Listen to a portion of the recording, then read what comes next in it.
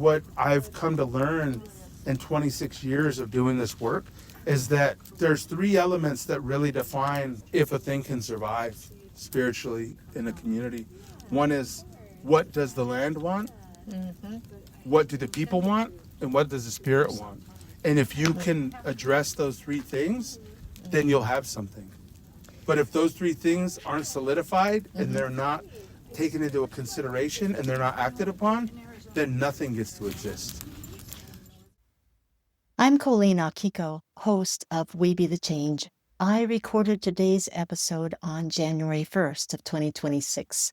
My husband, Chris, and I were beside a ceremonial fire talking with tribal leader Brian "BB" Melendez on the Hungry Valley Reservation. Brian is a Northern Paiute, Southern Paiute, and Western Shoshone community leader based in Reno, Nevada.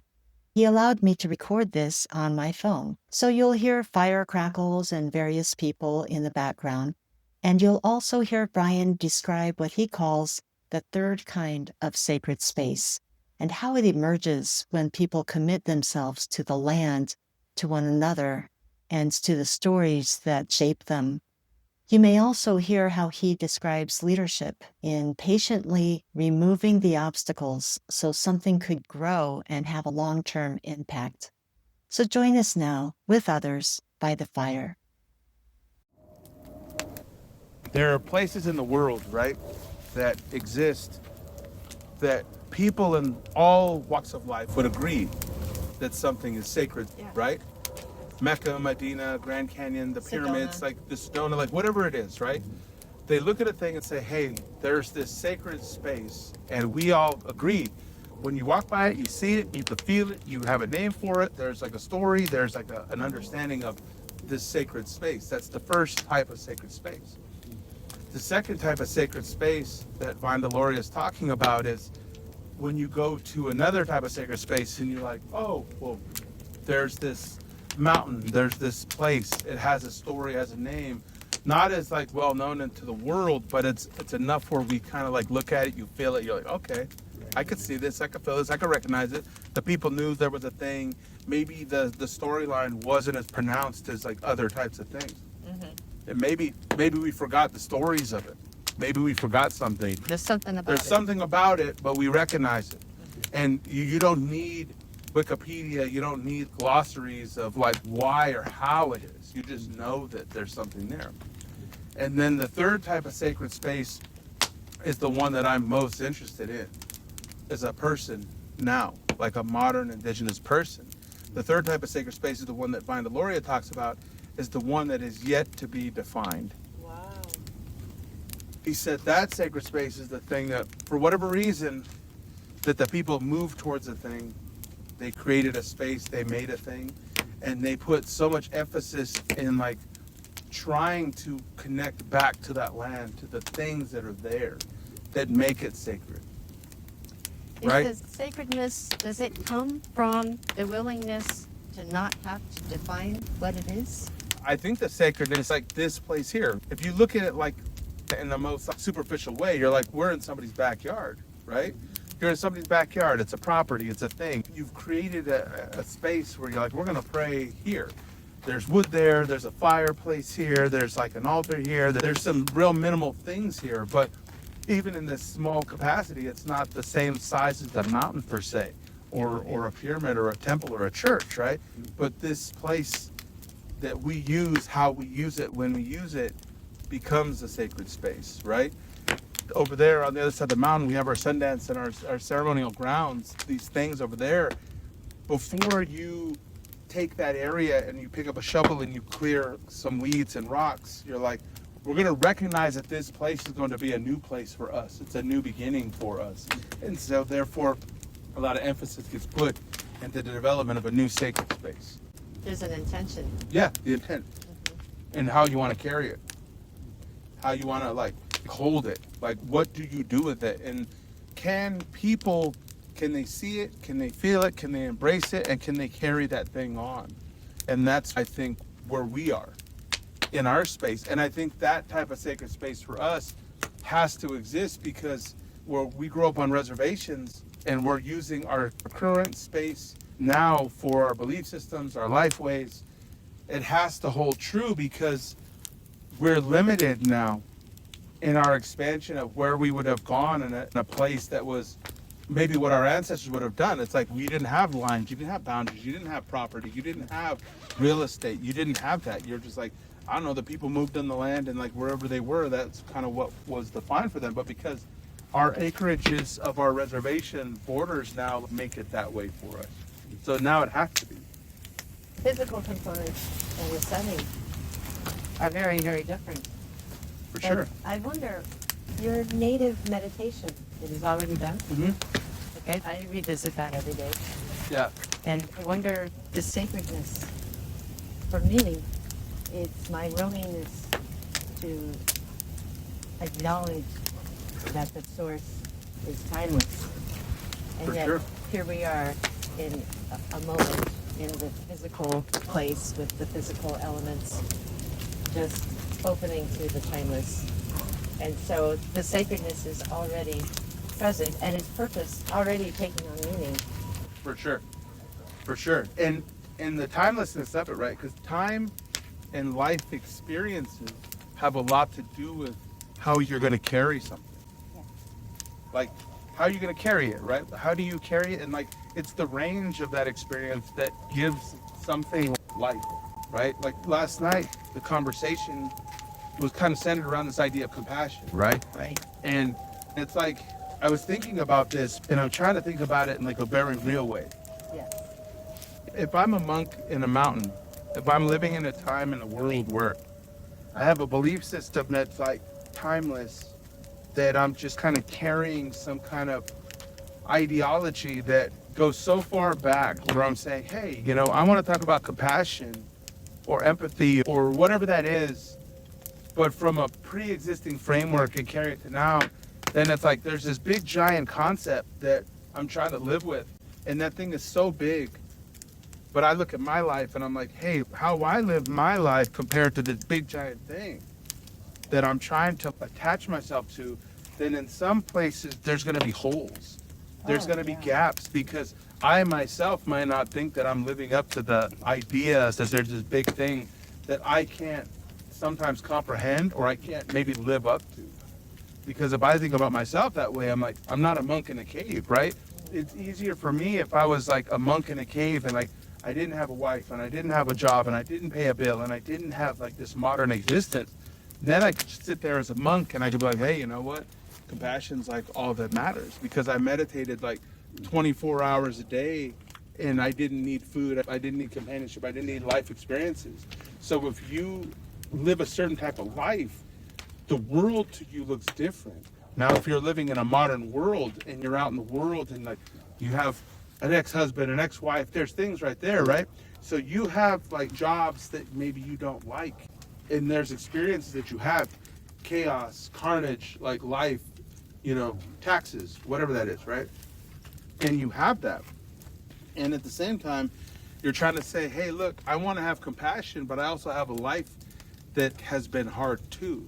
So somebody's like, hey, can you have compassion for like a stranger on the street? I'm like, absolutely. I drive by them every day. I see it. Mm-hmm. But throw another variable in front of you. Mm-hmm. I got to have compassion for like an enemy or somebody who like murdered my brother. Mm-hmm. Yeah. You want me to pull that thing up, that framework, and I'm supposed to like have that right now. And sometimes I don't. Do you see what I'm saying? Like, and you could be a very spiritual person. Yeah. But at the same time, when life that you know it drops in front of you, what degree of compassion do you have when there's such tragedy that like the fine line between I have compassion on one hand and I have like vengeance on the other. Yeah.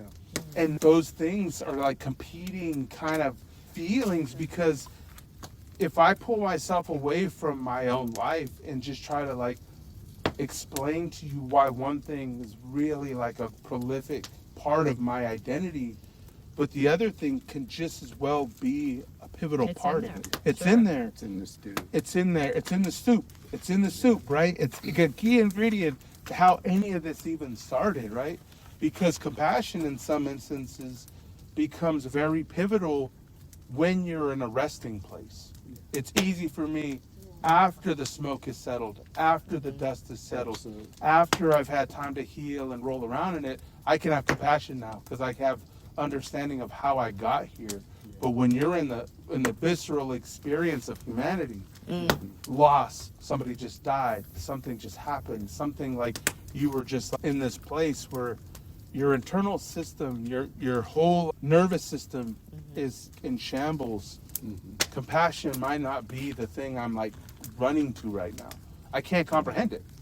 Yeah, there was a Rinpoche from Tibet that would come every year and talk. And his history was incarceration by the Chinese, and he was tortured and tortured and tortured. He had scars all over from the torture. Yeah. And he said he knew he lost his humanity when he could no longer keep his compassion for the person that was torturing him. That was his level of self-judgment upon where he stood vibrationally and how he stood in the world as a human being. For sure. And that's why, like, sometimes in our communities, the hardest thing to do is often find some type of moment to rejoice kind of in the pain. Because, like, the suffering is every day, but the pain of what you've experienced, it reminds you that regardless of whatever your views are in your belief systems, your faith, it's also shaped by the torment that you're undergoing when certain things become prevalent. And in that awareness of your pain and struggle, it creates a greater depth, right? And it brings you to the fire. Yeah, and you're like, hey, what are you doing, right? Because I think sometimes in some belief systems, you're like, if I feel bad today, I can atone and I can say a couple blessings and I just keep going on.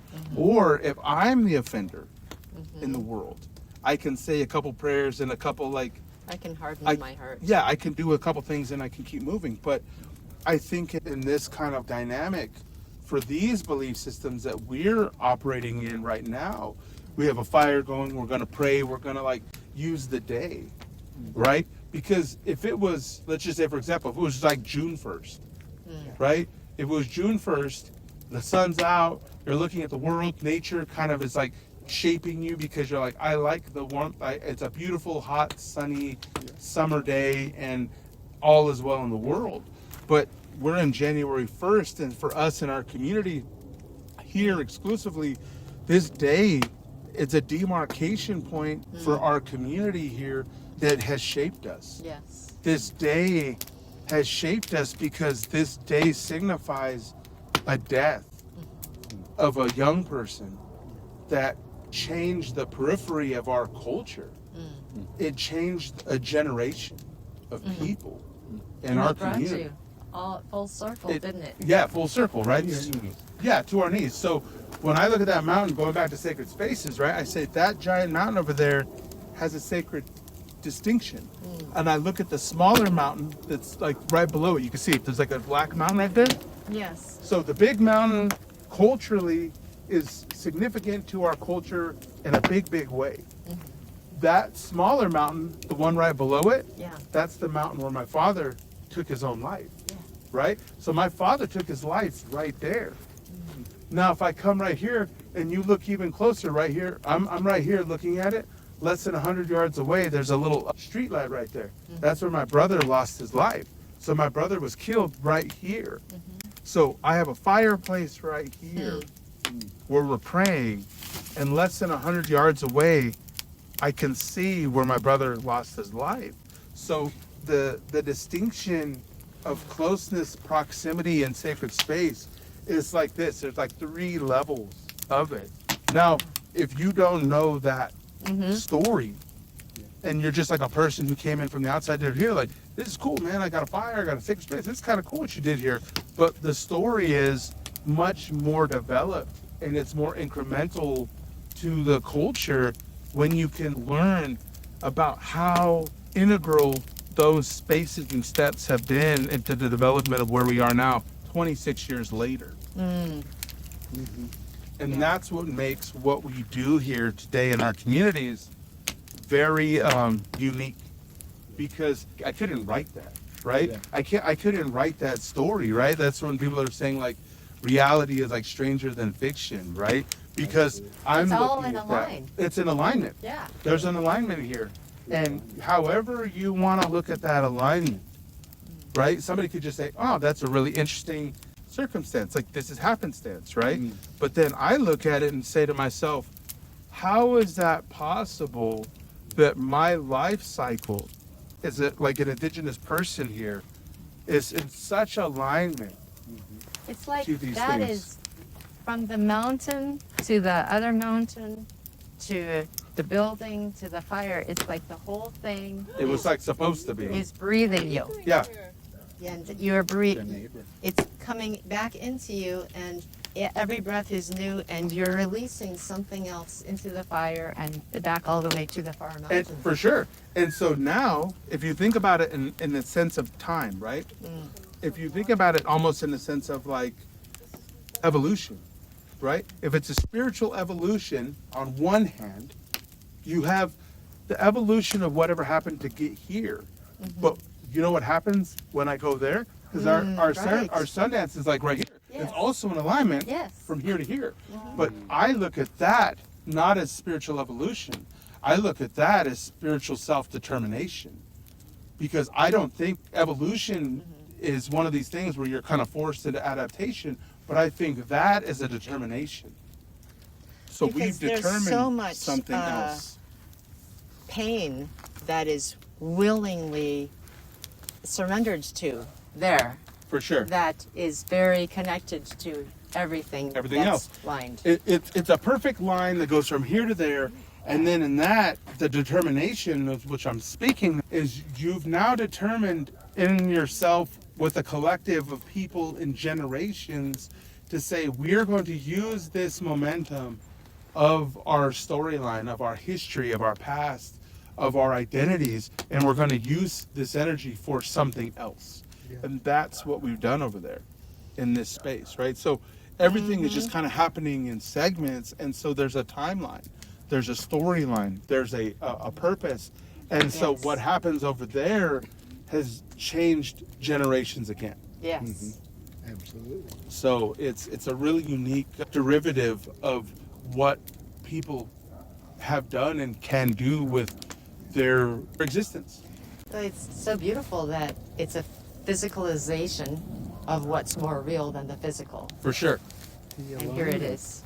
To me, there's no coincidences that the Southwest is almost like on that axis. In the South, we have the Good Red Road. Mm-hmm. In the West, we have that dark place of looking within, on introspection, going into our sunset.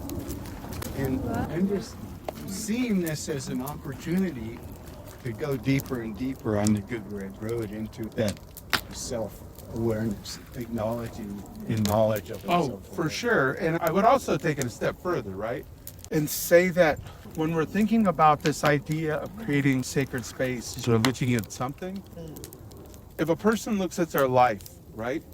And you look at faith and whatever that means to a person, what did you do to create something, make something? What did you do with that degree of suffering and pain and whatever was withheld in the past that didn't make it here?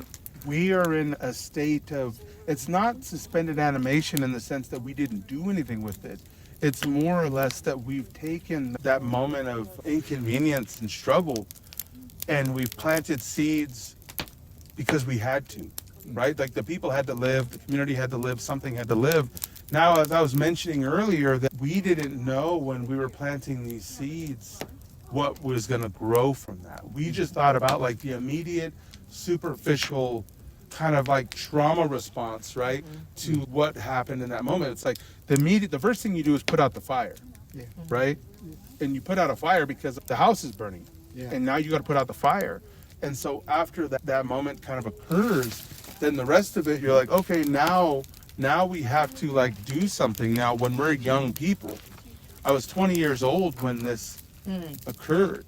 I'll be 46 years old in 2 days.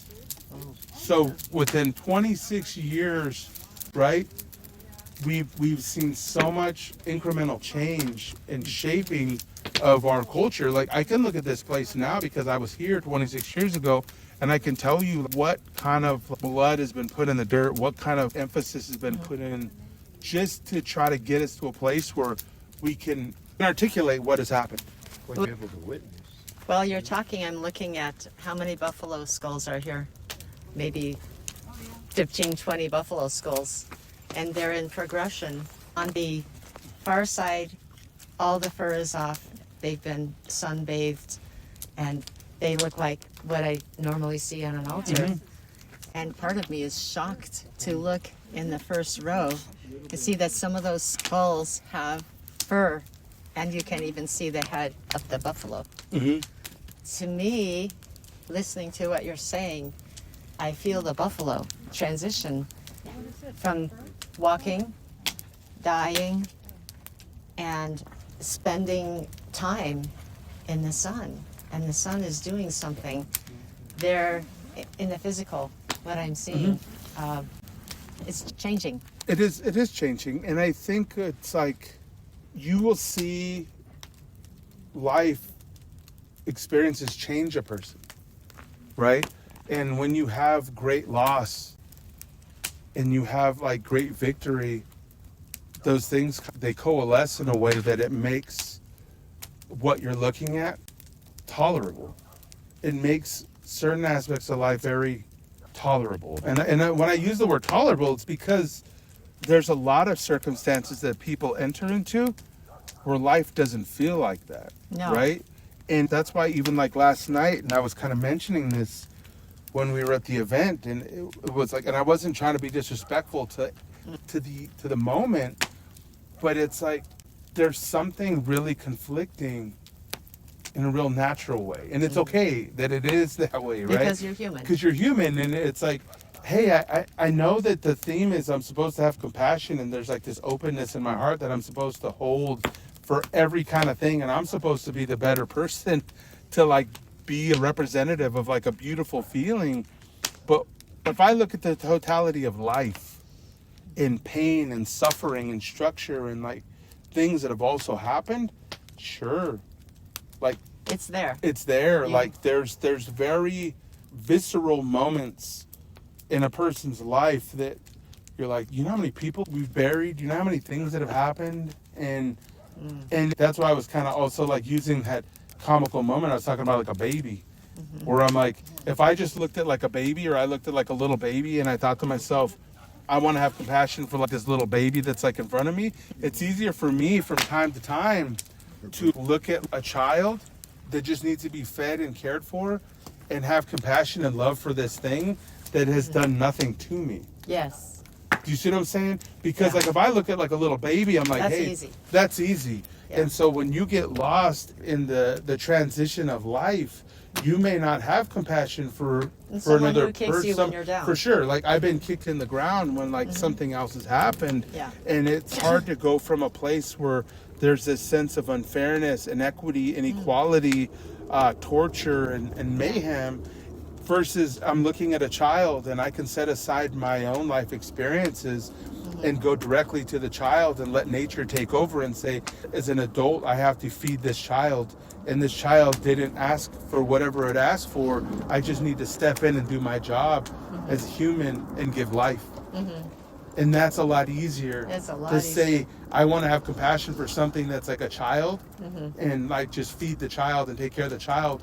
And when I tell the child like, hey, like don't play with the fire, or like eat your vegetables, like that can come from like a place of care. Yeah. And in my mind, this is all subjective. I can give life to something that I believe deserves life. Now, if I do that to another person who kicked me when I was down, could I have compassion for the person that murdered my brother? Right. Yeah.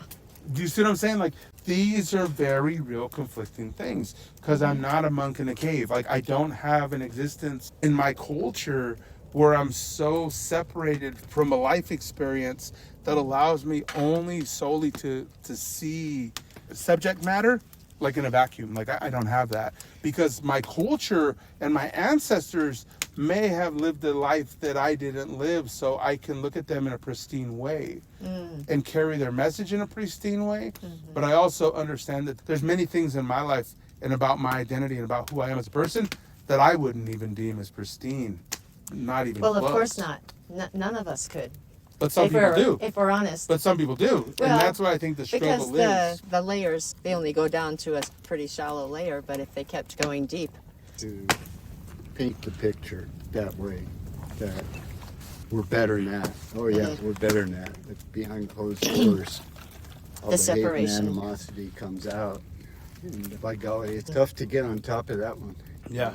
So, but in a way of looking at it that I've felt true for many decades is, if I hold hate for anybody in my heart, even though I swear I'm in the deepest love, most profound love of my life, but if I hold hate for anybody in that moment, I hold hate at a certain degree, a certain level for everybody, because it's part of my nature. It's part of who I am. It's part of what I know. It's part of my experience. Well, I think that there's like a nature, right? And I think that that's what our culture here, because we have a belief system and a life way that's aligned with nature. And I have to look at nature and say, okay, well, what does nature do if you don't What take does care of nature- it? You know what nature does? If you don't take care of it, it will consume you, right? So nature will eat you. Nature doesn't care that you float around and think everything's everything. You go out there and try to like, you know, you go out there and don't care for it, it will consume you. Nature will consume you. The mountain lion will come down and eat you, right? Right. It doesn't care that you believe in a thing or don't believe in a thing. If you go into that place, it just is going to do what it does. And so we know that level of existence with nature is like whatever the human is having in their experience, and also whatever nature is doing, right? And so our belief systems they're in alignment with that process, and it has to be for us, right? Because we're of it. So because we are animals, we're just another animal in that space that we have to like recognize that there are other things happening. Because Well, that's the big it. part right there, because if you were just an animal, that would be one thing, but there is an awareness of something more to where you can say, it's a good day to die. Because there's a willingness to create a sacred spaciousness out of any space. And it just so happens that, like in this instance, with that willingness, because to not have the alignment is worse than death. For sure, in some degree, right? Because, like, if you had a belief system or a culture maybe that was like, hey, look, in order for me to be in alignment and for me to live in a way that is, I suppose, maybe true to that belief, then you have to be in nature if your belief system is of nature. So if we have a belief system that is based upon the aspects of nature, then you need to be with nature. Yeah. And you realize how hard it is to be with nature. So like that's why a lot of times for us in our cultures, our dances are out in the mountains and we're by the fire or by the water. We're by this thing that is the premier essence of our existence. Now, if you have a belief system where you're like, my belief system is that I have to have a beautiful monastery and I have to have a beautiful mosque and I have to build and shape things and create things and I have to have architecture that does it, then your core practice is building those things, right? But this belief system from where we live in the world, it's almost like the absence of a footprint is the most important thing. So the absence of a footprint of creating and building and like bulldozing down the land to build a thing is somewhat contrary to what we would have normally done. So that's why when people came onto this land 500 years ago and started kind of colonizing and like saying, well, let's just rip down these things, let's build this mountain and we'll build a building on it. The people are The very act the of very that act was of that sacrilege. was, yeah, for sure, because it goes against the tenets of like what we would have done. So when they looked at it and said, nobody's even living here. Well, that was the point. The point was that we didn't feel the need to destroy and extract and demolish nature. If you wanted to frame it in terms of worship, your means of worship was to not have a footprint there. Yeah, to not have a footprint. Yes. Right? To not have a footprint, to like walk on the land and not destroy it or not to maim it or to disfigure that. And this is the way was- of honoring For the sure. Creator. That was it. The way of honoring the Creator was to be that way, right? So if you look at the human body, right, which we know now, right, you look at it through microscopes and you look at like cells and you look at like, certain things within the body, right? Certain types of elements, right? Certain types of proteins or certain types of cells that like help sustain life, right? There's something within the body that's always fighting to keep that homeostasis moving. That's how our function is believed to be on the earth. That we are just like, as these indigenous people are moving around, our job was to always just take care of the body. This is the body. You take care of the body takes care of you. So in our belief system, if we're just like a cell that's just taking care of the body, then the more we take care of the body, the more the body takes care of us. But if you don't believe that you are to do that, you believe that the body just takes care of you, right?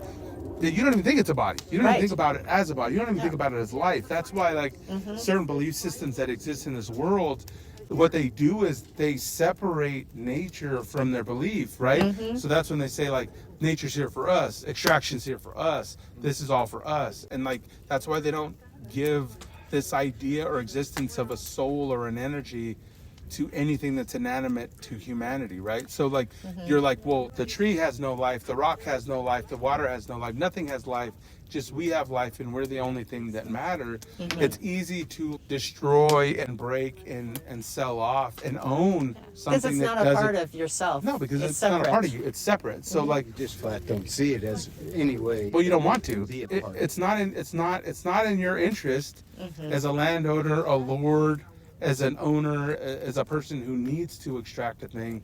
If you don't give it a name and you don't give it a purpose, then it's easier to break apart and rip apart, right? So on this land where we are now, that's why we make the most of what we have, right? In our reservation here, we don't have a river, we don't have lakes, we don't have certain things. So it's counterintuitive to our belief as a people even now, if we say, for example, that our practices exclusively require certain types of elements or foliage that come from the water sometimes.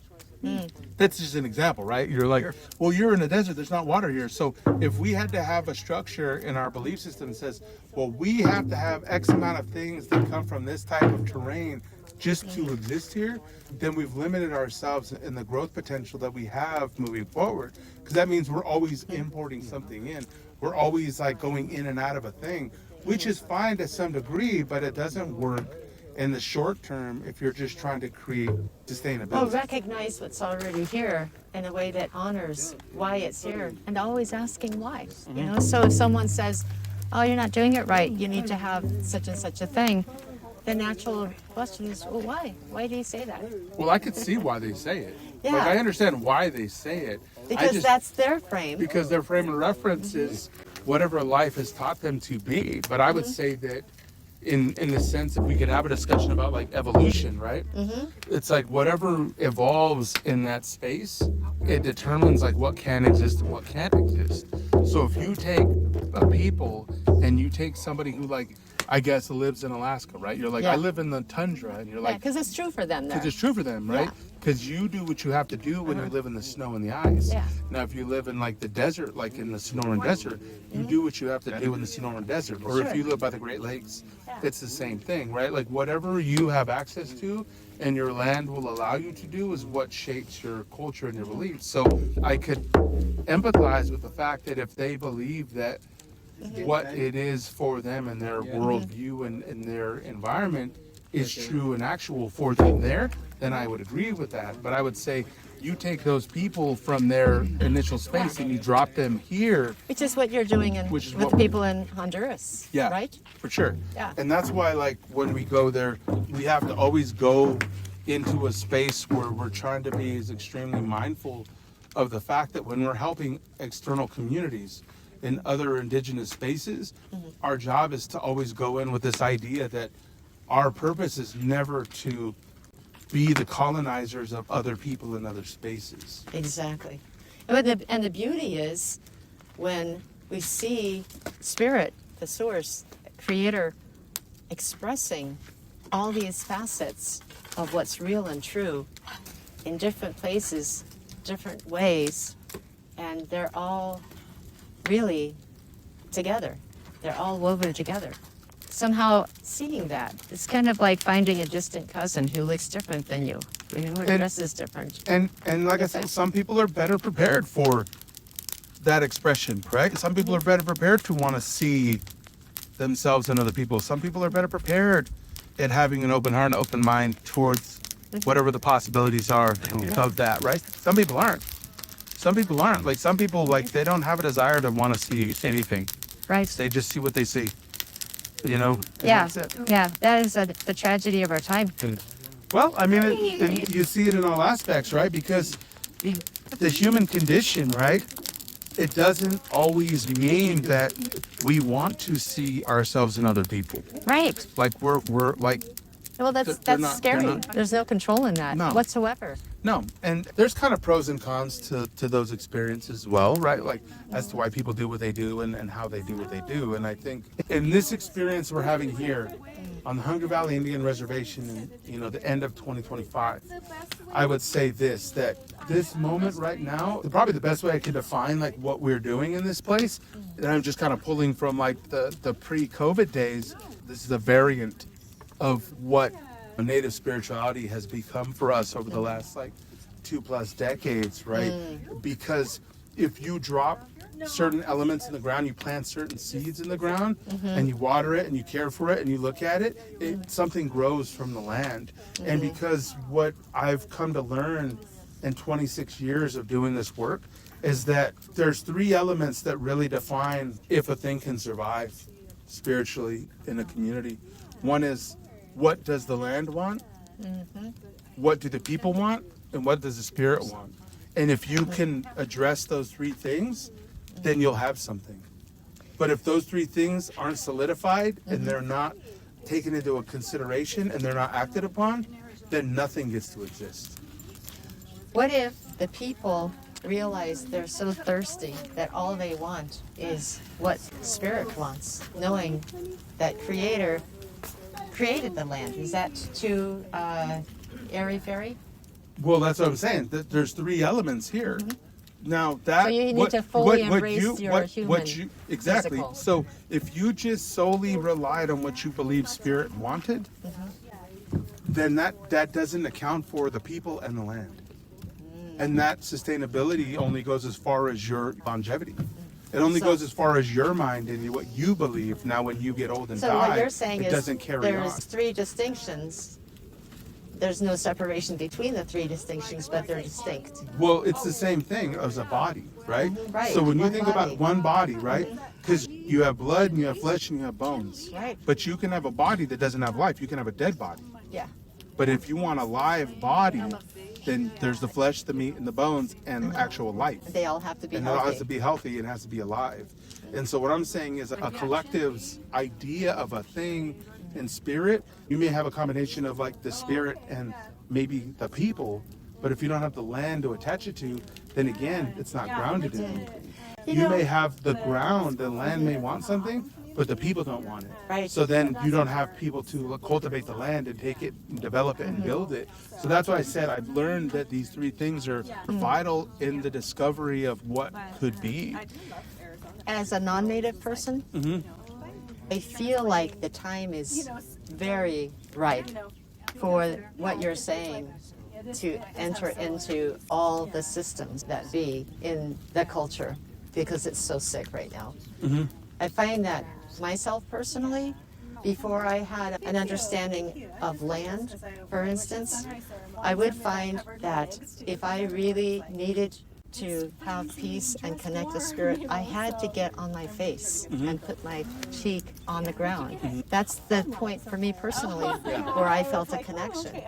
And so that's how I translate personally what you're saying for the land, is that unless you're willing to be on the ground, to be on the land, and to start learning and knowing and have a relationship, we can kind of talk and our brain can say things, but it's not real for us. But remember, like what I'm talking about and these distinctions comes solely from the fact that I've been developing something with my family and community for 26 years. So like my lens is as a person who's like impact driven. Do you see I what I'm know saying? you- So yeah. like in the impact, it's like, well, why did we do what we do? And now I can look at it and say, I wasn't making things beautiful. I was like cutting a road. So my job was never to like make things beautiful. My job was never to like define certain things. My job was to open a pathway so that way something can exist.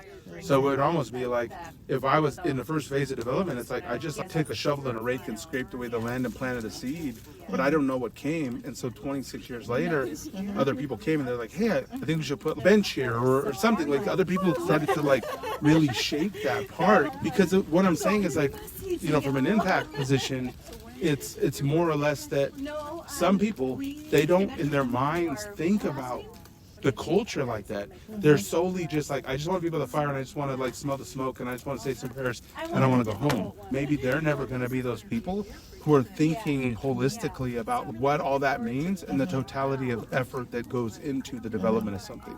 They're not thinking about leadership like that. They're not thinking about sustainability like that. They're not thinking about real estate like that or political things that have to happen in the communities like that. They're not burdening themselves with all of the elements that It's a more of a person. self-seeking thing. But there's nothing wrong with that. It's just like how people function. But what I'm saying is like some people will really entertain what does that mean to develop something that is far greater and more sustainable and that has a generational impact of the development of a third type of sacred space. Yes. That's what I'm talking about. And that's what you started out with. And that's what the you third started type with. of- Yes. Can I share a real story Please. that happened here? So I don't remember when this was. Do you remember when we brought many years ago a woman here named Donna? It's kind of long blondish hair. Maybe. So she had never been to lodge. Yeah. She came as a prison chaplain, pastor kind of a person who was just open. And I remember being in lodge and she was asking you questions. Oh, why do you do this? Oh, what does this mean? You know, and she was not trying to feed her head knowledge, but she was just genuinely curious. It was a meaningful experience for her, and we didn't take a before and after questionnaire or anything like that. You know, she just had that experience. And I haven't been in close touch with her over the years, just occasional. So I just touched base with her in a meaningful way a couple of weeks ago. She came to mine, I touched base, we connected, and she came to a Zoom thing that I was doing. And she said, do you remember when I went to Brian's lodge? That stirred something up in me. Her roots are in Ireland, Scotland. So she said it made her hungry for her own roots. And so she's over there now, actively seeking out her roots in a way that is real on the land that was the land where she came from, and connecting with Indigenous people there and ceremonies and whatnot. And it's something that she didn't see herself as like, oh, I'm part of this particular community, but something here threw off a spark in her that created a little fire. And now she's over there finding her community. And that's good. I think, you know, for anybody, you know, if I had advice for anybody, it's like wherever you are on the land, take care of it. Yeah. Wherever you are on the land, take care of it. That's all there is, right? And so it's really just doing whatever you believe you need to do to try to find some kind of solace or, you know, understanding of your existence on this place, right? Yeah, and it is so- very connected to where you are. And it can be. And I think like a lot of times like the fatal flaw, in my opinion, when it comes to people who just kind of drop in and never come around again, it's not like a flaw because like they don't understand or don't care or have like, you know, like a disregard. I just think it's like anything that you do in life, it's like you get up and you eat every day and you drink water every day. Like there's things you do every day. These ceremonies are like that, right? When you stay by the fireplace, you do things all the time. You learn things all the time. You wouldn't true. just eat once, you know, once a month, you die, right? Like there's things you do that sustain your experience, and I think that that's what like these ceremonies are really, really beautiful for, because they're not intended to be a one Right. thing, like a one-time runoff, fix-all thing. And it's like the river, right? When they say like you don't step into the river in the same place twice, it's the same experience. And so Yeah, there and yet are it's like differences. coming home. Like, you know, we live so far away, it's hard for us to get here as often as we wish we could. But every time we come, it feels like coming home. And I think it can be. And I feel like that. I've been out here starting fires in the backyard like 25, 26 years. And I can tell you that every time I come here, it feels the same way. Yeah. Because like I don't know You know, every time my life is different. I'm in a different headspace. I'm in a different place. Like, I'm a year older. Stuff is happening. Stuff is changing. And so every time I come here and look at it, it always feels different. It never feels the same. Yeah, And that's if how I you- feel with the fire. Every fire, it has its It always own feels different. beingness. And that's the life we live in. I'm so glad you're that way, by the way. Yeah. I love it that it's that way. Yeah, no, it's a beautiful life, and you just do the best you can with it, because like when all things are said and done, if I was going through a life circumstance, or I was in crisis, or I was sad, or I was mourning, or I was grieving, or I was something, being by the fire feels right to me. Yes. Now, if I was in that same condition and having all those same elements, being in a really like pristine building with marble floors and big glass windows, I don't know if that would make me feel anything. And I'm not saying it doesn't do that for other people. Right. I just know for me, Yeah. when I have a moment, I just need to be by the fire. So that's what I do. So I'm by the fire when I'm in pain, I'm by the fire when I'm happy, and I'm by the fire in any other time when I have life. And it's, you know, if I can be by the fire in gratitude and happiness, or in suffering, then it doesn't matter. I just know when stuff happens, that's where I choose to be. Yes. And that's how I choose to live my life. Thank you. Yep. You're welcome.